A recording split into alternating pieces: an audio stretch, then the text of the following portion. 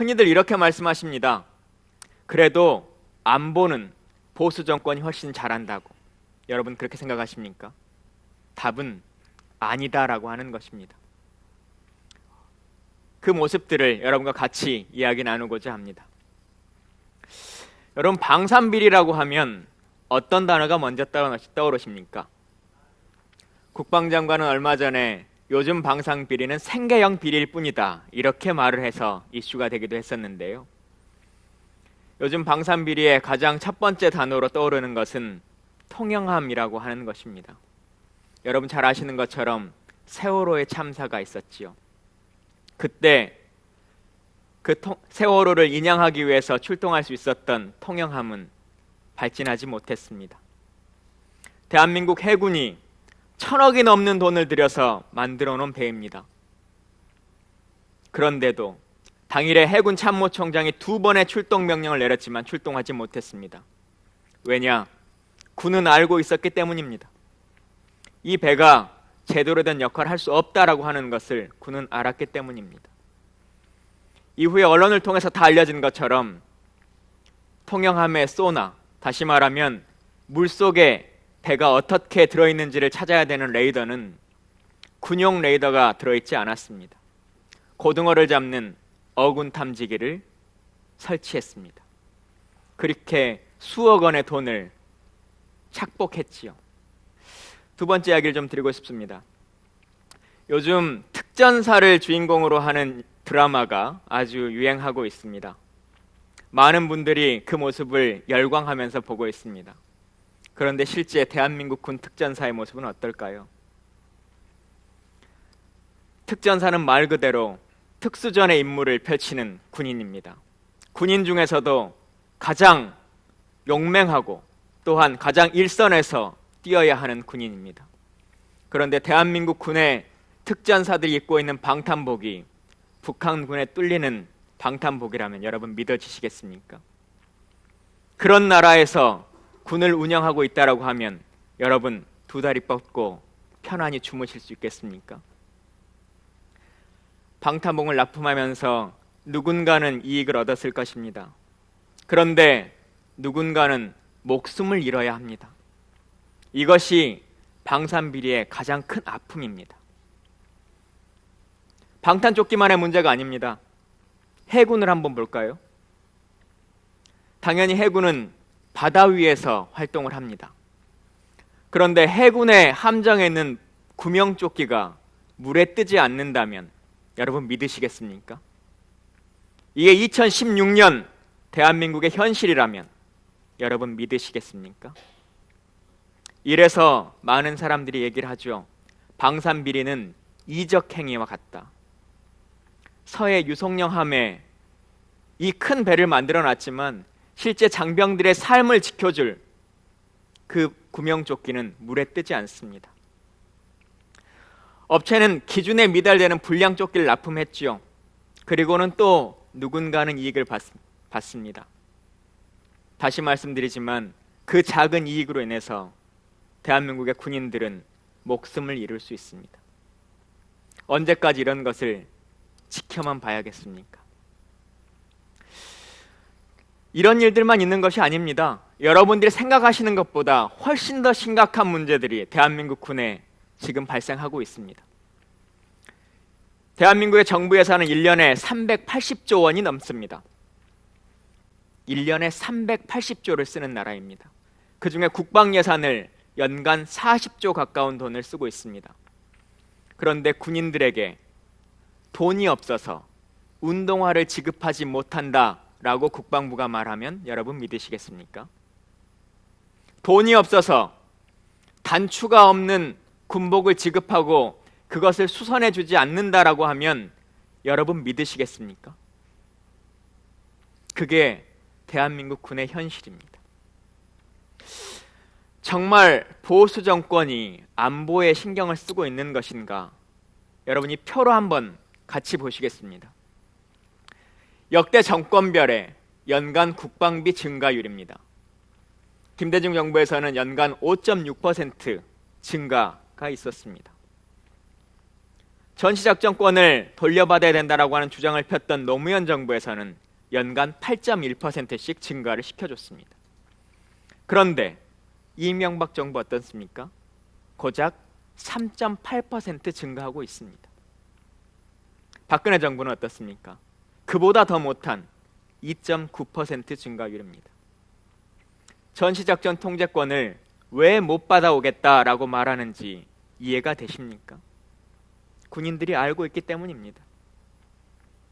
전자권을 전환받으려면 그에 상응할 만큼 무기 체계를 현대화해야 합니다. 그런데 그 역할들을 충실히 하지 않습니다.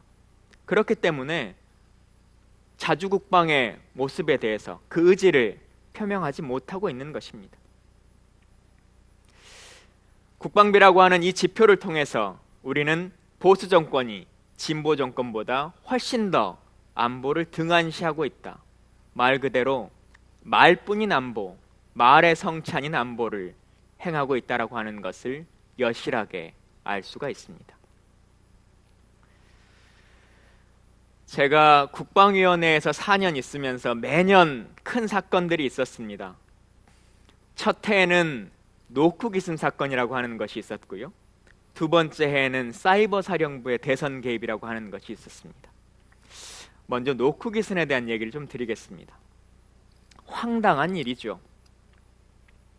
북한 군인이 철책을 넘어와서 우리 군의 소초를 노크해서 기순한 사건입니다. 그런데요, 여기서 하나 좀 생각해 볼 것이 있습니다.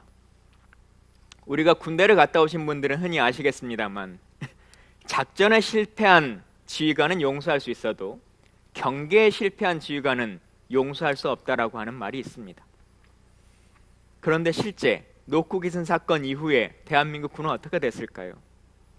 대한민국의 군피와 이 끼리끼리 문화는 과연 그 정의를 바로 세웠을까요?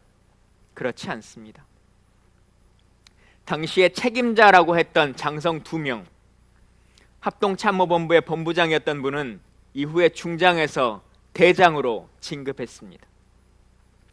그리고 부장도 소장에서 중장을 거쳐서 대장까지 진급했습니다.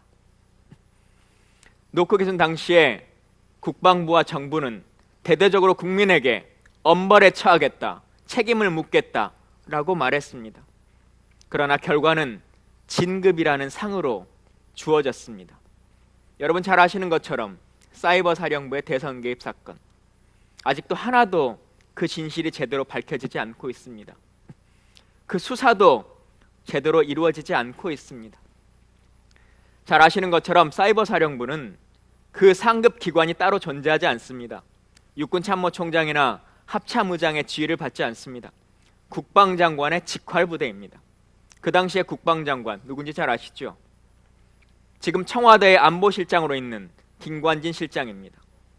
근데 사이버 사령부 사건으로, 그 이 댓글부대 사건으로 전현직 사령관이 옷을 벗고 조사를 받고 있음에도 불구하고 직속 상관인 그 살아있는 권력 김관진 실장은 지금 이 시간까지 서면 조사 한번 받고 있지 않습니다. 여러분, 이게 정의로운 국가라고 생각하십니까? 이 군의 카르텔을 깨지 않으면 절대 정의는 바로잡히지 않습니다. 참여정부 시절에 방산비리의 카르텔을 깨기 위해서 방위사업청이라고 하는 독립청을 만들었습니다. 그런데 언론을 통해서 이 기관을 계속적으로 지난 4년간 무력화시켰습니다. 그리고는 실질적인 권한을 다시 국방부로 가져가 버렸습니다. 어느 누구도 세상에 이 방산비리의 모습을 알려지지 못하도록 만들기 위한 술책입니다. 이것을 바로잡아야 합니다. 사건이 벌어질 때마다 국방부는 이런 단어를 꺼내듭니다. 긴급 소요 예산. 그런데 국방 예산은 언제나 중장기 계획이라고 하는 것을 갖추고 있습니다. 긴급 소요 사건이라고 하는 것을 통해서 필요한 것은 그동안 밀려 있었던 수건 사업일 뿐이죠. 아까 말씀드린 노크 기승 사건이 벌어졌을 때 어떻게 됐는지 아십니까? 이 철책의 경계를 특정한 대기업에게 몰아서 GOP 과학화 사업이라고 하는 이름으로 바꿔버렸습니다. 아직 ROS의 성능 검토도 다 끝나지 않은 상태, 1차 사업도 진행되지 않은 사업을 2차, 3차까지 묶어서 사회에 이슈가 되니까 그냥 대기업에게 통으로 넘겨줘 버렸습니다. 그 수건 사업을 해결해 주인 것이죠. 무인기가 공중에 떴다라고 하니까 어떻게 됐습니까? 그동안 국방부가 하고 싶었던 많은 레이더 무기들, 이런 것들 아무 논의와 논쟁도 없이, 토론도 없이 받아들여지고 있는 거 아십니까? 이런 일들을 합리적으로 해결해야 됩니다. 많은 분들이 저를 생각하시면서 가장 많이 떠올려 주시는 것이 수통이라고 하는 것이 있습니다. 전군의 수통을 바꾸는데 25억밖에 들지 않았습니다. 그런데 그것을 바꾸는데 60년이 걸렸습니다. 이제 삶을 바꾸는 안보, 그리고 국민의 삶의 질을 고민하고 군인들의 목소리를 대변하는 진짜 안보가 필요한 시절입니다. 65만 장병들이 먹고 자고 입는 이 아주 기초적인 문제, 언제까지 70년대, 80년대 수준을 그대로 유지하면서 20년 전보다는 많이 나아졌다라고 하는 것만을 가지고 위안 삼을 수 있겠습니까? 2016년에 대한민국의 모습을 만들어야 합니다. 그 힘이 여러분들께 계십니다. 물론 기본적으로는 국회가 그와 관련한 역할들을 할 것입니다. 또한 대통령께서 정상적인 문민 통제를 통해 제대로 된 국방장관을 임명하시는 것도 하나의 방법일 것입니다. 그러나 그 모든 것을 선택할 수 있는 유일한 키는 국민의 선택입니다. 투표를 통해서, 이번 총선과 대선을 통해서 대한민국을 지키는 진짜 안보를 선택해 주십시오. 더불어민주당을 통해서 국민의 삶과 군인의 삶을 지킬 수 있는 진짜 안보를 선택해 주십시오. 여러분의 선택을 통해서 굳건한 대한민국, 든든한 안보, 자랑스러운 군인의 모습을 만들겠습니다. 감사합니다.